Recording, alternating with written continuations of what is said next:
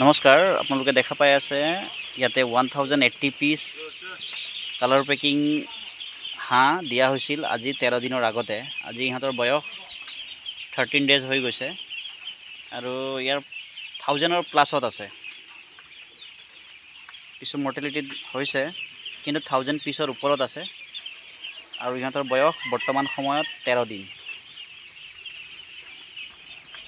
দেখা পাই আছে কিমান ধুনীয়া গ্ৰোথ ইহঁতৰ হৈছে আৰু ইহঁতক কণ্টিনিউৱাছ বেচিছত ব্ৰইলাৰ ফিড দিয়া গৈ আছে আৰু 3-4 দিনৰ পিছত ইহঁতক পানীত দিয়া যাব। মোটামুটি আমি 18 দিনৰ পিছত ইহঁতক পানী দিবলৈ আৰম্ভ কৰিম আৰু এই 1000 ডাক যিহেতু এতিয়া অলৰেডি এইটো ষ্টেজত আছে আৰু এসপ্তাহৰ পিছত আৰু 1000 ডাক তাৰ ওচৰতে এটা ফাৰ্ম বনোৱা ইয়াৰ ওচৰতে এটা ফাৰ্ম বনোৱা গৈছে। একেজন ফাৰ্মাৰে তেওঁ ভৰাব।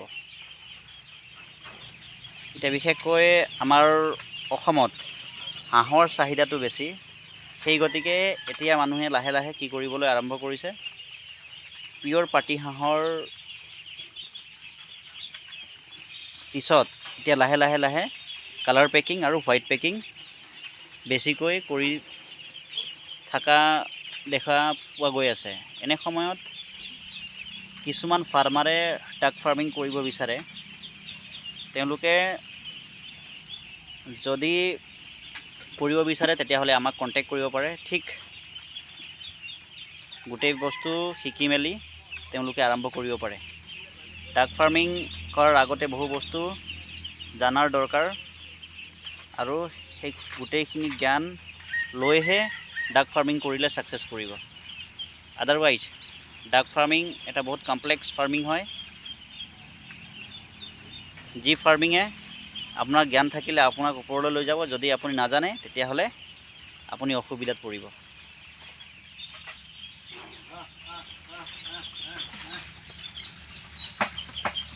দেখা পাই আছে ইহঁতক টোটেলি ব্ৰইলাৰ ফিড দিয়া গৈ আছে।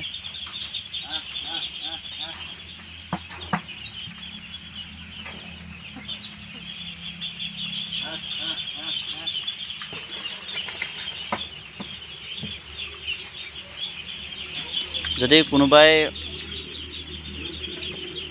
ফাৰ্মিং কৰিব বিচাৰিছে তেওঁলোকে আমাক কণ্টেক্ট কৰিব পাৰে। আমি আমাৰ ফালৰ পৰা যথাসম্ভৱ চেষ্টা কৰা হ'ব তেওঁলোকৰ ফাৰ্মিংবোৰ ডেভেলপ কৰাৰ লগতে ইয়াৰ উপযুক্ত মাৰ্কেটত চেল কৰাই দিয়া।